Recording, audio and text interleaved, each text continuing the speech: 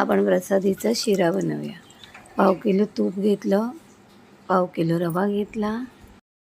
प्रमाण तुम्हाला किती हवं आहे ते घ्या. 1/2 किलो, 2.25 किलो.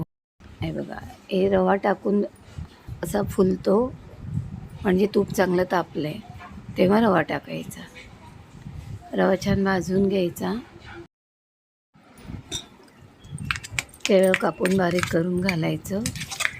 तेही छान रव्याबरोबर भाजून घ्यायचं, मिक्स करायचं चांगलं. रवा आता आपला ब्राऊन होतोय छान. आता ड्रायफ्रूट्स टाकायचे आणि मग 1/2 लिटर दूध आणि 1/2 लिटर पाणी घातलं. तुम्ही पूर्ण अर्धा लिटर दूध घातलं तरी चालेल. छान अगदी हलवून घ्यायचा. थोडंसं पाणी सुकलं, दूध सुकलं की मग त्याच्यात 1/2 किलो साखर घालायची. रवा परतून घ्यायचा. छान आपला प्रसादीचा शिरा. नमस्कार.